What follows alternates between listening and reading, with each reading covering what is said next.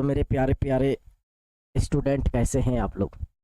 उम्मीद है कि खैर आफियत से होंगे, अच्छे होंगे और अपनी पढ़ाई को कंटिन्यू कर रहे होंगे।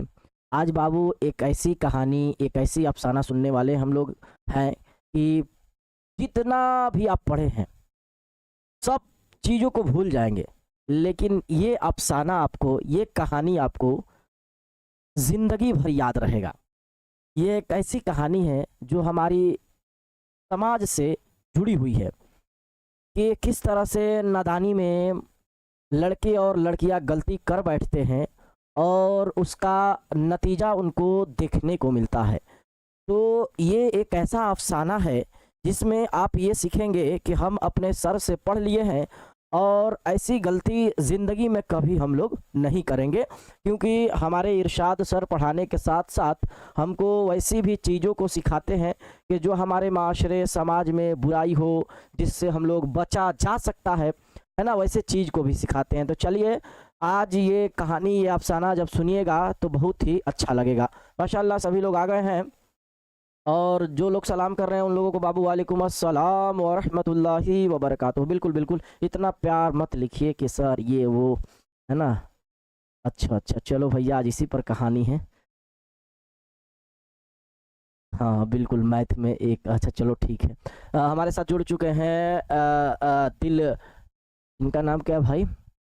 आयशा अजीज़, अकरार खान, खालिदा, तोफ़ी, शिफा, फिरजेस यादव, खुशबुन्निशा, रबिया उमर, है ना, खालिदा शोफ़ी, इकरा, विक्रम कुमार, हाँ एमडी फैज़ान, और लोग रहमतुल्लाह साहब भी हैं, नाजरीन साहिबा मेरी अजीज़ स्टूडेंट वो भी आई है, और सानिया परवीन भी है, आफिया भी है, और एमडी क्या नाम है, एमडी मनी क्या नाम है, जब सा दिख रहा है आपका, जोया सिद्दीकी, सानिया, शहनवाज, निधि प्रिया, जुनैद अख्तर, है ना, इंजमामुल हक, है ना, सुशील कुमार, एमडी साकिब, अफीफ़ा,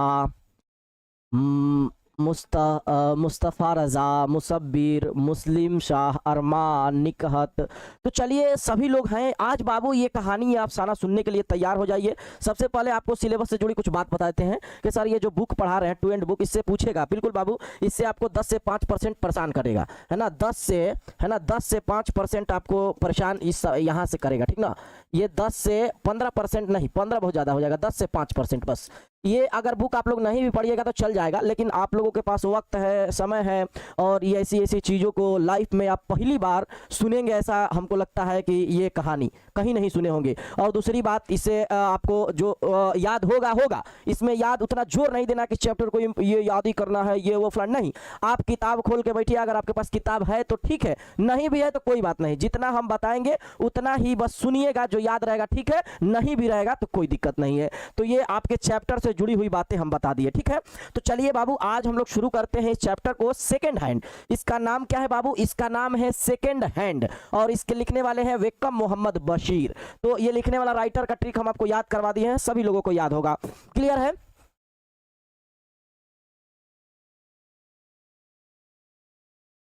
हाँ हाँ बिल्कुल, आप भी मेरी अजीज़ स्टूडेंट है, सभी लोग मेरे जो है ना प्यारी प्यारी स्टूडेंट है। अजीज़ के माने होता है प्यारी, है ना, बहुत प्यारा, दिल के करीब। तो ऐसी बात नहीं है कि उनका नाम लेके कह दिए कि सर उनको बोले नाजरीन परवीन साहिबा मेरी अजीज़ स्टूडेंट, ऐसा नहीं है, सबके लिए है, उनके लिए कोई ख़ास नहीं है, सबके लिए है ना। तो चलिए इस बाबू कहानी को, एक ऐसी अफसाना को सुनने के लिए तैयार हो जाइए और दिल थाम लीजिए, क्योंकि आज आपके अंदर के रोंगटे जो है ना खड़े होने वाले हैं।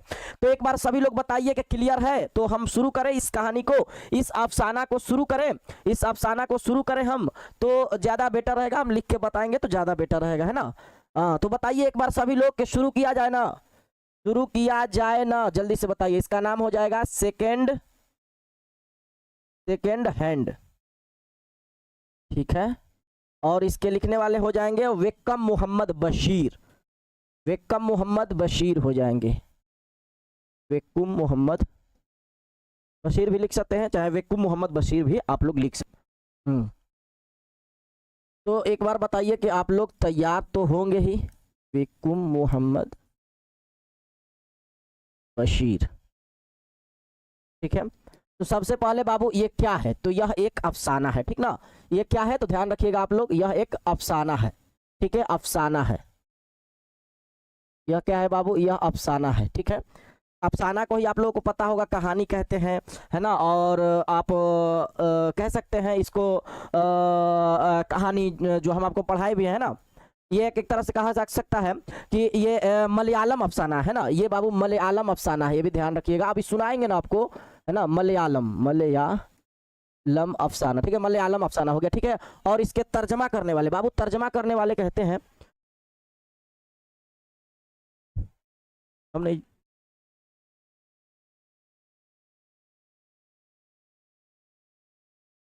मलयालम अफसाना है। और तर्जमा इसके करने वाले कौन है, तर्जमा आपको बता देते हैं। तर्जमा मतलब क्या होता है सब समझ में आएगा, कहानी तो और अच्छा समझ में आएगा। तर्जमा जिलानी बानो, मतलब कि ये मलयालम जो ये अफसाना मलयालम में है, उसको उर्दू जबान में किसने तर्जमा किया था, तो जिलानी बानो। तो ये सवाल जो आपको आएगा इसको याद करना है, जो बोर्ड पे सिर्फ एक दो सवाल लिख रहे हैं वो, ठीक है। तो क्लियर समझ में आ गया कौन कौन है। अब आपको हम लोग बताएंगे इस कहानी में मेन चीजें क्या है, इतना आप लोगों को क्लियर है। सबसे पहले एक बार बताएंगे आप लोग, हाँ एक बार सभी लोग बताएंगे कि क्या इतनी बातें सभी लोगों को क्लियर है ना। हाँ चलिए,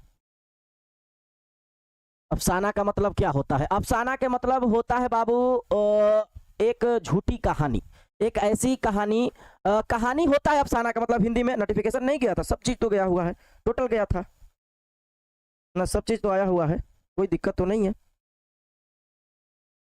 सब चीज चलिए सही है, कोई दिक्कत नहीं है। तो बाबू अफसाना का मतलब होता है हमारे समाज से जुड़ी हुई चीज, एक मुख्तसर कहानी जिसको आप बताइएगा वो अफसाना है। हम आपको अफसाना वाले वीडियो दूसरा चैप्टर में बताए हो, वहां देख लीजिएगा, ठीक ना, क्लियर है। सर हम आपसे गुस्सा है, क्यों गुस्सा हो बाबू, गुस्सा नहीं रहो। Sir I am new student, बहुत स्वागत है आपका। क्लियर समझ में आ गया है। चलिए अब बाबू सबसे पहले बात के ये अफसाना को हम बताएं कि क्या क्या इसमें याद करना है। तो सेकंड हैंड यह बाबू क्या है, तो यह अफसाना है ना, यह क्या है, यह एक अफसाना है। और यह अफसाना मलयालम जबान में है और इसको उर्दू जबान में तर्जमा किया गया है। और तर्जमा करने वाली कौन है, तो जिलानी बानो। इतना चीजें क्लियर है ना। और इसके लिखने वाले, अब हम लोग बात करते हैं बाबू इस अफसाना के खुलासा के, मतलब ये कहानी में क्या है, जरा सा ध्यान दीजिएगा तो बहुत अच्छा समझ पाइएगा। ये अफसाना का खुलासा मतलब समझ जाइए कि कितना अच्छा आपको लगेगा खुलासा, आप कह नहीं सकते हैं। और ये खुलासा आपको सिखाएगा आज बहुत सारी चीज़ों को त्याग देना और अच्छी अच्छी चीज़ों को एक तरह से सीखना, है ना। ये जब खुलासा सुनिएगा तो आप, ठीक ना। चलिए तो खुलासा अब हम लोग ध्यान देंगे। सबसे पहले इसमें किरदार हम लोग जान लेते हैं, है ना, किरदार। खुलासा हम लोग जानने से पहले किरदार देखेंगे तो समझ जाइएगा बहुत अच्छा से। चलिए किरदार जान लीजिए। किरदार में अगर हम बाबू बात करेंगे एक अलग से, हम लोग यहाँ अगर इस तरह से बॉक्स ले लेंगे किरदार में, तो बहुत अच्छा किरदार जान जाइएगा। देखिए किरदार में याद रखिएगा, अभी इतना सब आपको समझ में आएगा। सबसे पहला गोपीनाथ याद रखिएगा, है ना, गोपीनाथ, ठीक है, गोपीनाथ। और गोपीनाथ उसके बाद आप याद रखिएगा शायर, शायर। और एक याद रखिएगा शारदा, शारदा, ठीक है। और गोपीनाथ ये क्या था बाबू, तो गोपीनाथ ये एक मुदीर था अखबार का, या इसको कह सकते हैं सहाफी, ठीक है। क्या कह सकते हैं, सहाफी, सहाफी कह सकते हैं इसको, ठीक है, सहाफी कह सकते हैं, यानी अखबार एडिटर, यानी एक तरह से आप समझ गए, ठीक है, क्लियर है। अब आपको जब ये चीज़ों को समझाएंगे तो बहुत अच्छा से सीख पाइएगा और आपको क्लियर भी होगा। बोर्ड पे क्या लिखा है नहीं लिखा है उसे मतलब नहीं है, हम आपको सामने में आके कहानी को सुनाएंगे, क्लियर है। हम्म, हाँ वाह, एक बच्ची कमेंट भी करती, गोपीनाथ शायर शारदा, शारदा नहीं शारदा, है ना। चलिए मतलब कि ये बाबू इस अफसाना के कोई कहानी होता है तो कहानी में बाबू कहानीकार, कहानी के लोग जो होते हैं ना उसको किरदार कहा जाता है।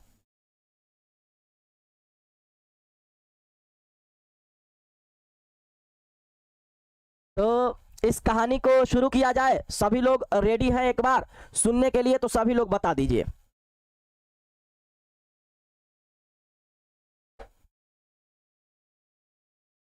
हाँ, अभी सबका कमेंट पढ़ लेते हैं, बाद में किसी का जब अफसाना बताने लगेंगे तो उसमें किसी का हम बात नहीं सुनेंगे, आखिरी में बात सुनेंगे, ठीक ना। हम्म।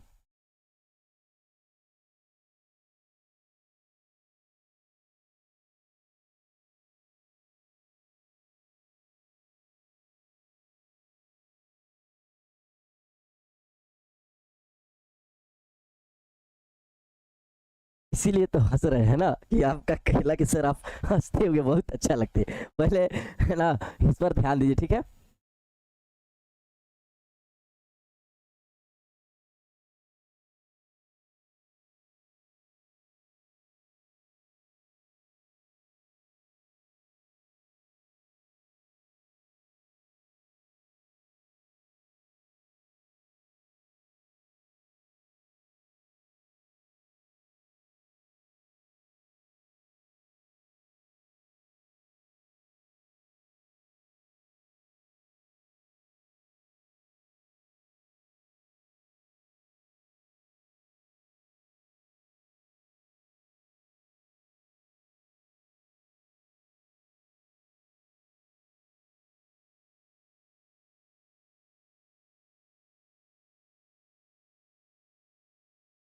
हाँ, चलिए बाबू, अब हम शुरू करते हैं और आप ध्यान से सुनिएगा। जब बढ़िया से अच्छा से सुनिएगा तो बहुत अच्छे तरीके से आपको याद हो जाएगा ये अफसाना और कभी नहीं भूलिएगा।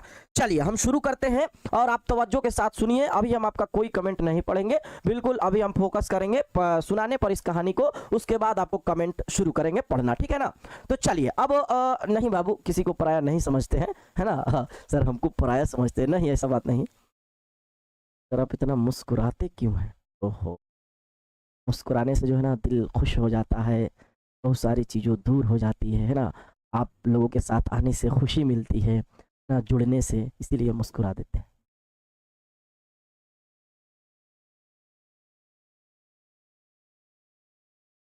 हम्म। हाँ बिल्कुल, आशिया आपका नाम ले लिए। चलिए अब सुनने पे ध्यान दीजिए इस अफसाना को, इस कहानी को। तो एक बार सभी लोग आई एम रेडी लिख दे या लिखे कि मैं तैयार हूं, तब हम समझ जाएंगे कि सभी लोगों का क्लियर है और कोई दिक्कतें नहीं है। सभी लोग लिखेंगे कि सर मैं तैयार हूं इस अफसाना को सुनने के लिए। सभी लोग लिखिए मैं तैयार हूं, जल्दी से।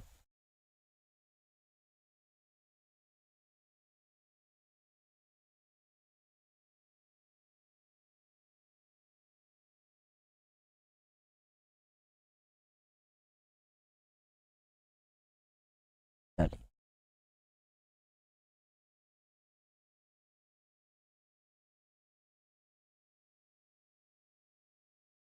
चलिए, अब सभी लोगों का आ गया है। अब इस अफसाने को बहुत अच्छी तरीके से और ध्यान लगा के सुनिए और इधर उधर बातों को भुला दीजिए और सीधे फोकस इधर रखिएगा, तो ये कहानी कभी नहीं भूलिएगा। ये कैसा कहानी है, शुरू करते हैं हम। देखिए बाबू, इस अफसाना, ये कहानी को शुरू करते हैं और ध्यान दीजिएगा।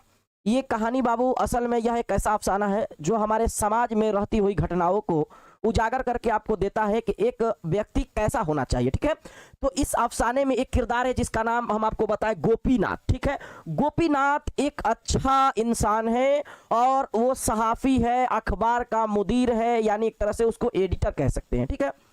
और एक शायर है जो मुशायरा वगैरह में प्रोग्राम वगैरह करते हैं, ठीक है। और एक लड़की है जिसका नाम शारदा है, और एक शायर शारदा और गोपीनाथ, ठीक है। अब सुनिए ध्यान से। एक रात की बात है कि एक लड़की आधी रात में, वो उसका कपड़ा भीगा हुआ रहता है, पूरा बदन भीग जाता है, बारिश हो रही होती है, शाम का वक्त रहता है। एक लड़की आती है और एक दरवाजे को खटखटाती है। खटखटाने के बाद अंदर से कोई आता है और दरवाजे को खोलता है। तो दरवाजे को जब खोलता है तो देखता है कि एक जवान सी लड़की आ रही है और पूरा उसका बदन भीगा हुआ है। तो वो इंसान जब दरवाज़ा खोलता है तो उसको अंदर ले लेता है, अंदर बुला लेता है और दरवाजे को बंद कर देता है। उसके बाद एक अलग कमरा में उसको कमरा दे देता है और वो लड़की उस कमरे में चल जाती है। उसके पास कपड़े भीग गए थे तो वो अपने कपड़े दे देता है ताकि वो चेंज कर ले। और ये बाबू आने वाली लड़की का नाम होता है शारदा और जो दरवाजा खोलता है उसका नाम है गोपीनाथ। गोपीनाथ के पास एक लड़की आती है, शाम के वक्त बारिश में खूब भीगी हुई थी, है ना, और दरवाजा खटखटाती है गोपीनाथ के। तो गोपीनाथ खोलता है, खोलने के बाद देखता है कि लड़की पूरी भीगी हुई है, वो कांप रही है ठंड के मारे, तो उसको अंदर ले लेता है। उसके पास गोपीनाथ के 2 रूम था, तो एक रूम में अलग लड़की को बोल देता है और वहां उसको कपड़े दे देता है, और उस रात कुछ बात नहीं होती है दोनों में, और एक अलग कमरे में वो लड़की सो जाती है और गोपीनाथ भी इधर सो जाता है। जब सुबह होती है तो गोपीनाथ उठता है और वो भी लड़की उठती है, तो गोपीनाथ उससे पूछता है, अब जाहिर सी बात है कोई अगर अनजान लड़की आए रात भर रुक जाए तो उससे सुबह में पूछेंगे हम लोग, शाम को नहीं पूछे, ठीक है। गोपीनाथ सुबह में पूछता है कि क्या नाम है आपका और आप कहाँ से आई हैं और क्या मसला है, क्या बातें हुई है आपके साथ। तो लड़की चुप रहती है, फिर 1-2 मरतबा बोलने के बाद बताती है कि मेरा नाम शारदा है और मैं एक ऐसी लड़की हूँ, मैं एक ऐसी अभागिन लड़की हूँ कि हम जो है बताती है अपने बारे में, बिन बियाहे, यानी बिन बियाहे मतलब बिना शादी के माँ बनने वाली में से हूँ। ये बताती है लड़की शारदा गोपीनाथ से, और कहती है कि मैं बगैर शादी के जो है माँ बन चुकी हूँ, इसलिए जो है हमारे गांव वाले, हमारे घर वाले हमको जो है ना एक्सेप्ट नहीं कर रहे हैं, इस वजह से वो मारी मारी फिरती हुई यहाँ तक पहुँच चुकी थी। यानी बगैर शादी के वो उसके बच्चे हो गए थे, और इसके पीछे कई कहानी थे। तो वो बताती है, फिर गोपीनाथ और वो नाश्ता करने के बाद आपस में बातें वगैरह होने के बाद अपने अपने कमरे में चल जाते हैं। तो गोपीनाथ फिर गुफ्तगू करता है और फिर बातें करती है। तो गोपीनाथ से बताता है वो, गोपीनाथ से शारदा बताती है, क्या पता है, बताती है कि असल में वो शारदा जो थी अनजाने में, न जाने में, नादानी में एक शायर से, जो यहाँ लिख दिए हम शायर, एक शायर से ये मोहब्बत कर बैठती है। और ये पहले तो शुरुआत दोस्ती से होती है, और दोस्ती से करते करते ये तब्दीलियां मोहब्बत में बदल जाती है। एक शायर से मोहब्बत कर लेती है, और शारदा और शायर पहले से जो है ना एक दूसरे के चाहने वाले थे और बहुत प्यार करते थे। लेकिन एक दिन ऐसा आया जो शायर जो है शारदा को धोखा दे दिया। मतलब आप जान रहे हैं कि जैसे अगर कहा जाए कि कोई सामान हो उसको यूज कर कर फेंक दिया जाए, इंसानियत ना हो, तो शायर ये काम करता है शारदा के साथ, और शारदा मारी मारी फिरने लगती है। तो ये नादानिया से बहुत आगे तक कहानी चली जाती है, और शारदा, लड़कियां नादान होती है, कुछ नहीं जानती है और बहुत सारी चीज़ों को भूल जाती है। तो ये शारदा जो है अपनी गम को छुपाई हुई फिरी फिरी मारी मारी चलती रहती है, और उसके साथ वो आप बताएं कि वो बगैर शादी की माँ बन चुकी है। तो यही गोपीनाथ से बता देती है। तो गोपीनाथ इतना अच्छा इंसान है, इतना अच्छा कि शायद ही उस जमाने में ये अफसाना निगार जो लिखने वाले हैं बेहतर किरदार को ला सकते थे, यानी गोपीनाथ से। गोपीनाथ सारा चीज को भुला देता है, और हुई हुई चीजें को, मतलब शारदा अपने आप पे सोचने लगती है कि मैं बहुत बुरी लड़की हूँ, मेरे जैसा कोई नहीं है, लेकिन गोपीनाथ उससे एक शब्द नहीं बोलता है, और उसको कोई डांटता नहीं है, कोई बात को नहीं बोलता है उससे, और गोपीनाथ शारदा के साथ रहने लगती है, खाने पीने सब चीजें उसके साथ कई दिनों से रहने लगती है। एक बार की बात है कि गोपीनाथ भी मुशायरा वगैरह में जाता रहता है, और गोपीनाथ भी शायर से मुलाकात वगैरह होता रहता है। तो एक दिन गया, तो इसी बातों बातों में ही बात चल रही थी। उसके बाद गोपीनाथ जो है दूसरी बार जब गया तो वही शायर उसको मिला, तो फिर बात हुई शायर से, वो आ गया। हालांकि इस सब के बारे में बात नहीं हुआ। एक दिन गोपीनाथ आता है, गोपीनाथ आने के बाद उससे कहता है शारदा से कि शारदा, तुम इतना दिनों से आई हो, है ना, और आने के बाद हमसे अच्छे से बोल नहीं रही हो, बात नहीं कर रही हो, है ना, क्या बात है, आखिर इसके पीछे रीज़न क्या है ना, और क्या दिक्कतें हैं जो हमसे नहीं बोल पा रही हो। तो वो कहने लगती है कि हम क्या बोले, वो अपने आप को मतलब सोचती है कि हमसे कोई बुरी लड़की नहीं है, मतलब उसको अफसोस होता है। गोपीनाथ कहता है कोई अच्छा ऐसा बात नहीं है, बहुत दिनों तक हो जा रही है। तो गोपीनाथ उससे सोचता है शादी कर ले, तो गोपीनाथ जो है उससे शादी कर लेता है। शारदा से शादी हो जाती है गोपीनाथ की। तब भी जो है ना ख्यालात उसके आते रहते हैं गोपीनाथ की, गोपीनाथ शारदा की ख्यालात आती रहती हैं, और गोपीनाथ उसके साथ तो रहता है, लेकिन वो फीलिंग, वो मोहब्बत उस लोगों के साथ नहीं हो पाती है। फिर एक दिन गोपीनाथ कहता है कि देखो शारदा, अब तो हमारी शादी भी हो चुकी है, और तुम जो है फिर भी जो है ना कटी कटी सा लग रही हो, अलग अलग सा लग रही हो, हमारी करीब नहीं आ रही हो, हमसे अच्छे से नहीं बोल रही हो, आखिर बात क्या है, बात बताओ। तो वही शारदा कहती है कि आप इतना अच्छे क्यों हैं, मतलब कि वो सोचती है कि आप जैसा अच्छा हम इंसान को नहीं देखे, और वो सोचती है कि मैं इतनी बुरी लड़की हूँ होने के बावजूद भी आप हमें एक्सेप्ट किए हैं, ये शायद ही कोई और आपके जगह पर रहता तो करता। जो आप हमें इज्जतें दे रहे हैं वो हमें शायद और कहीं नहीं मिलता। उसकी आंखें नम हो जाती है। फिर यहीं तक बात होती है। उसके बाद जो है वहां से फिर गोपीनाथ मुशायरे वगैरह में जाता है तो शायर से मिलता है। तो शायर जब मिलता है तो शायर ताने मारता है उससे, कहता है कि सुने हैं गोपीनाथ तुम शादी कर ली हो, क्या तुम जिससे शादी किए हो पता है कि वो लड़की कौन है? तो गोपीनाथ एक अच्छे इंसान रहता है, कहता है कि हाँ हमें बहुत अच्छी तरह से पता है कि वो लड़की कौन है और वो लड़की कैसी है। हालांकि शायर और गोपीनाथ में इतना ही बात होती है, उसके बाद गोपीनाथ कुछ नहीं कहता है। तो शायर फिर चला आता है वापस, और आने के बाद शारदा से फिर बातें करने लगता है और सोचने लगता है। फिर पूछता है कि अब क्या हुआ शारदा से, अब सारी चीज़ें को भुलाई जाए और हम लोगों को शादी भी हो चुकी है, इसलिए हम लोग जो है ना अच्छे से रहा जाए, ठीक है। तो ये बातें ऐसी चलती रहती है। तो गोपीनाथ उससे फिर कहता है कि अब जो है भी कुछ बात है तो बताओ। तो कहती है कि नहीं बस हमारा जो है बार बार जहन इसी की तरफ दौड़ता है कि आप इतना अच्छे क्यों हैं, और मैं बार बार सोचती हूँ कि आप जैसे इंसान हर एक दुनिया में रहे तो कितनी ही अच्छा होगी। तो गोपीनाथ अपने किरदार को निभाता है और ये कहानी यहीं ख़त्म हो जाती है बाबू। और ये एक सवाल उसके जहन में कई सवाल पैदा कर देते हैं कि आप इतना अच्छे क्यों हैं। अब आप जब आप किताब निकाल के देखिएगा तो बहुत सारे सवाल होंगे कि हमारे समाज में इससे क्या फ़र्क पड़ता है। तो बिल्कुल हमारे समाज में देखिएगा जब सारा सवाल तो आपके सामने होगा जो हल हो जाएगा, है ना।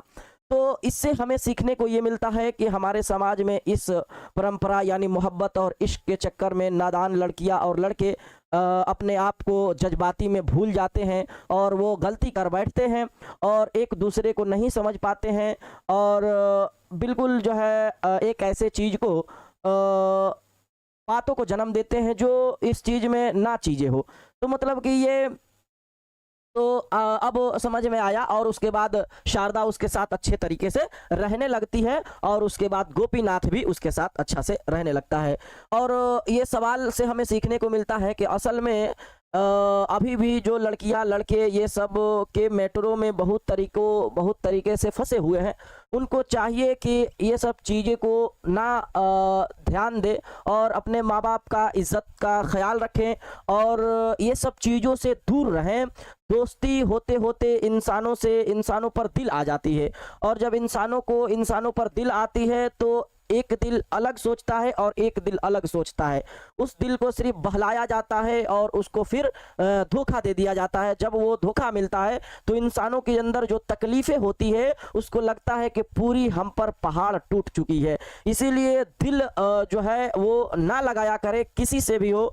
दिल अभी आप पढ़ने की उम्र है तो इसमें पढ़ने में ज़्यादा समय दे, वक्त को दे, और ये सब चीज़ों से दूर रहें और अपने माँ बाप को जो है ना बातों को माने, और हर एक चीज़ को हर एक की तरह को नहीं देखिए, है ना। तो ये चीज़ें हैं जो आपको समझनी थी, हमें आपको समझाना था कि ये आपको एक कहानी कई सारी चीज़ों को सिखा देती है।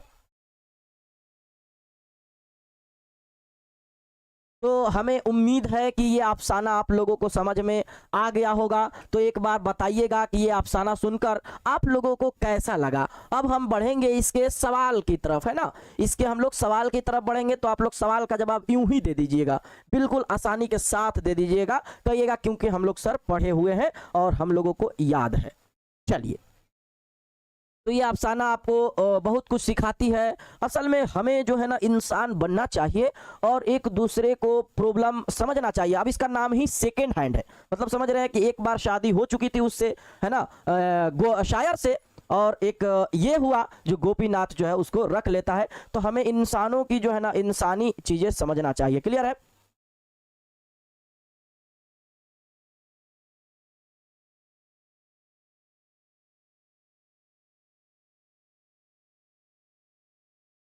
बहुत अच्छा लगा। आप जैसे टीचर महान हैं सर, जो हम लोगों को ऐसे ऐसे बातों को ख्याल रखकर पढ़ाते हैं। जी शुक्रिया। हम्म। तो ये सब चीज़ों को हम अल्लाह ताला से दुआ करेंगे कि आप लोग अगर इस चीज़ों में हैं तो दिल को किसी के लिए सीरियसली ना बनाए, नहीं तो जो लोग दिल में क़याम करते हैं वही लोग जीना हराम करते हैं। तो ये ख़्याल रखें तो इंशाअल्लाह ताला जो आपकी नीयतें अच्छी हो जाएंगी तो ये सब चीज़ों से बचे रहेंगे, है ना। और अच्छा इंसान के साथ अच्छा सोहबत में रहिएगा तो बहुत सी चीज़ें हैं जो आपको जो है ना अच्छे अच्छे विचार आएंगे मन में। क्लियर है?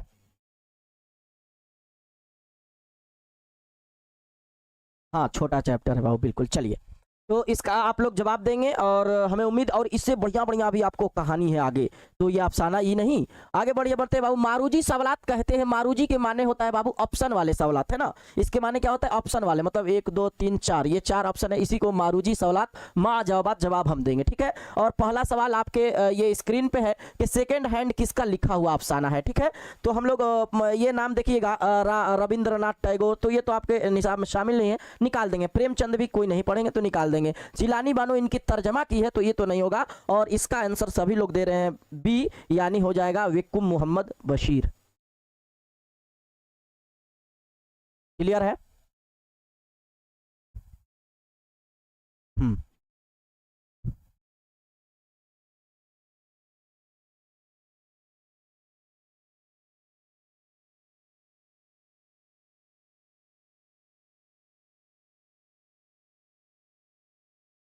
फिर हमें समझ में नहीं आता है कि आप इंसान हैं या जो लफ्ज़ इस्तेमाल की है बिल्कुल गलत है। एक बच्ची लिखी है, नौजुबिल्ला, इसी बातें नहीं लिखना है किसी के लिए।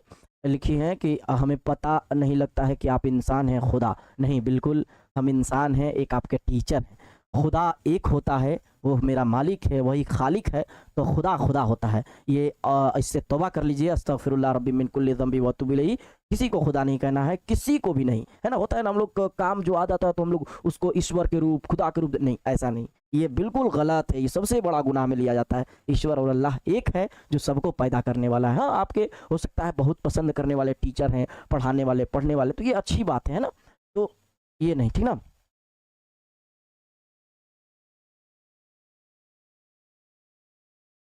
चलिए, क्लियर है। हाँ, आगे बढ़ते हैं बाबू। सवाल नंबर ये आपको टू, क्या कहा जा रहा है? सेकेंड हैंड किस जबान में लिखा गया अफसाना है? आसान सा सवाल है, हम आपको समझाए भी। उर्दू, हिंदी, बंगला या मलयालम? जल्दी बताइए।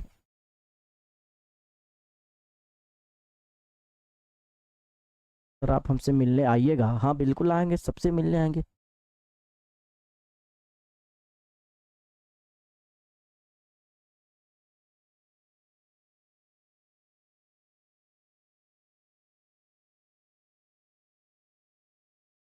चलिए,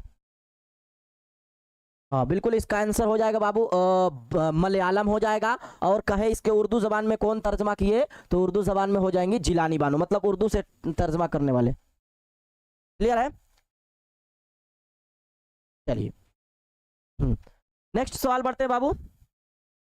सवाल नंबर ये क्या है बाबू? सवाल कहा जा रहा है इस अफसाने में उर्दू तर्जमा तर्जमा उर्दू किस मशहूर अफसाना निगार ने किए? तो आपको हम बताएं, अभी भी बताएं, रिवीजन भी हो जाता है बार बार बताने से। जिलानी बानो, तो तर्जमा करने वाली कौन है उर्दू में? जिलानी बानो। ये कैसे पहले था? तो मलयालम जबान में, ठीक है।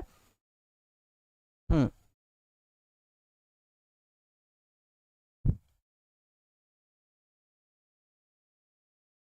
चलिए, आगे की ओर बढ़ते हैं बाबू। सवाल नंबर ये, सेकेंड हैंड का मरकजी किरदार कौन है? सेकेंड हैंड का मरकजी किरदार गोपीनाथ, शारदा, जिलानी बानो या इनमें से कोई नहीं? तो मरकजी किरदार के रूप में बाबू लिया गया है गोपीनाथ को, ठीक ना। तो मरकजी किरदार कौन हो जाएगा? गोपीनाथ। बार बार जो कहानी में नाम लिया जाए, शारदा इसकी एक तरह से बीवी हो सकती है। आपके एक सवाल एक बार पूछा गया है आपके एक स्कूल के एग्जाम में गोपीनाथ से, ठीक ना। और गोपीनाथ के बारे में 5 जुमला लिखिए, जितना आप सवाल देखिएगा ना आपकी किताब में सब बन जाएगा, जिस तरीके से हम आपको कहानी बताए हैं। क्लियर है? हम्म।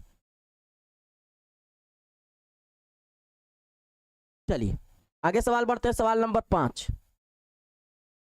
सवाल नंबर 5 है बाबू, क्या है? गोपीनाथ पेशे से क्या एक है? हम आपको बताए थे, वकील, डॉक्टर, सहाफी। लिख के बताए हैं।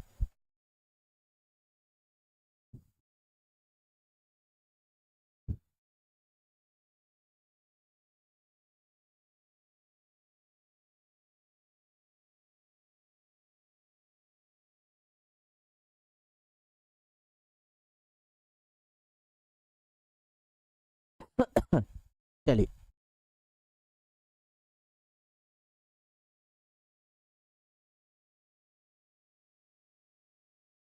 तो ये बाबू हो जाएगा इसका राइट आंसर 5 नंबर का, और लिख के बताए थे पढ़ाते समय कि सहाफ़ी हो जाएगा। क्लियर है?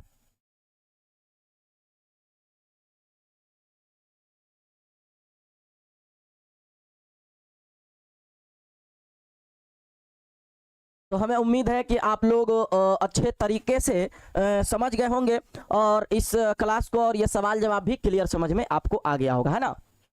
और इतना ही सवाल ऑब्जेक्टिव के रूप में आपको एक दो इसमें से टच कर देता है, नहीं भी आता है, ठीक ना। क्लियर है?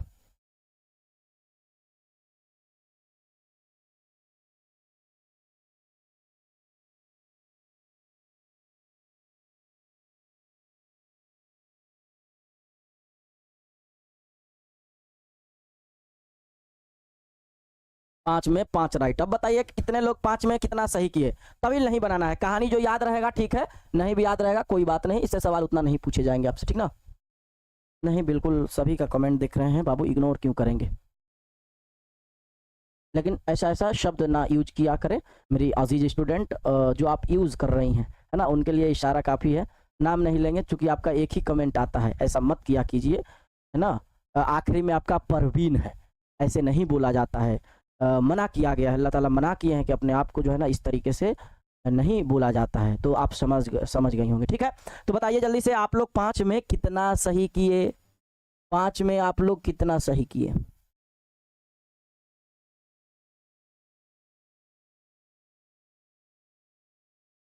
हम्म, हाँ, ब्रह्मास्त्र बुक में आपका उर्दू रहेगा, नॉन हिंदी भी रहेगा, टेंशन नहीं लीजिए, ठीक है।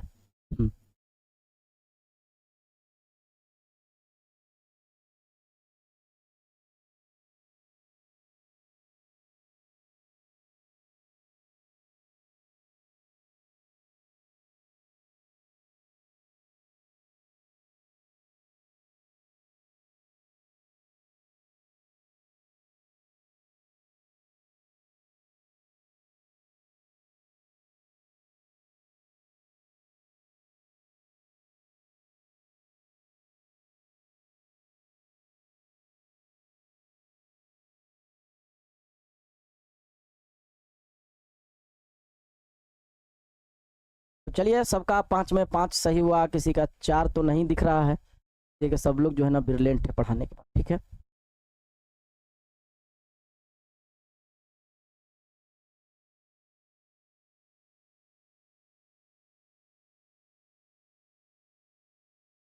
दिल शेर बाबू है, चलिए बढ़िया है।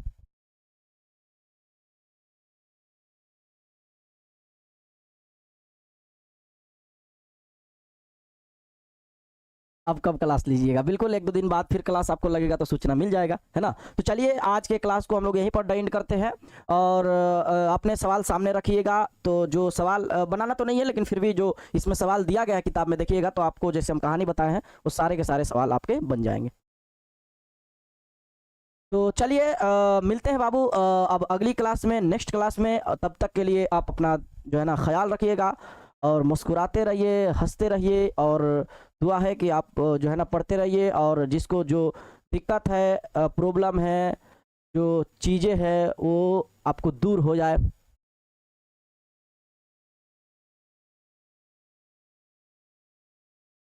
माशाल्लाह सर, आपके जैसा टीचर सभी को मिले, मेरी खुदा से यही दुआ है। चलिए बढ़िया। तो क्लियर है, और किसी तरह कोई दिक्कत कोई प्रॉब्लम तो नहीं होगा सभी को। तो चलिए बाबू, और अब हम लोग नेक्स्ट चैप्टर में मिलेंगे, और किसी तरह कोई दिक्कत नहीं होगा। और दुआ करते हैं जो लोग बीमार हैं, जिनकी अब्बू बीमार हैं, किन्हीं की अम्मी बीमार हैं, किन्हीं के बहन, चाहे आपका तबीयत ठीक नहीं है, तो अल्लाह ताला से अभी दुआ करते हैं कि अल्लाह ताला आपको जल्द ही शिफा अता करे, है ना। इसलिए कि बीमारी के बाद, बीमारी से पहले की जो है ना हालत याद आती है कि हम लोग कितने अच्छे रहते हैं। जब बीमार पड़ जाते हैं तो पता चलता है कि बीमारी क्या होती है ना। इसीलिए बीमार पड़ने से पहले अल्लाह ताला का शुक्र करें, और शुक्र बजा लाए, और अल्लाह ताला का शुक्र अदा करने वाले लोग कभी मायूस नहीं लौटते हैं। तो मेरी रब से दुआ है कि आप लोग सेहतमंद हो जाएं, जिसकी जो दिक्कतें हैं, अल्लाह ताला से दुआ है कि आपको हर एक परेशानी दूर हो जाए, और आप पढ़ने लिखने में मन लगाए। तो चलिए, मिलते हैं बाबू अगली क्लास में। आज के लिए इतना ही। सभी को बाबू मेरे तरफ से अस्सलामु अलैकुम व रहमतुल्लाहि व बरकातुहू।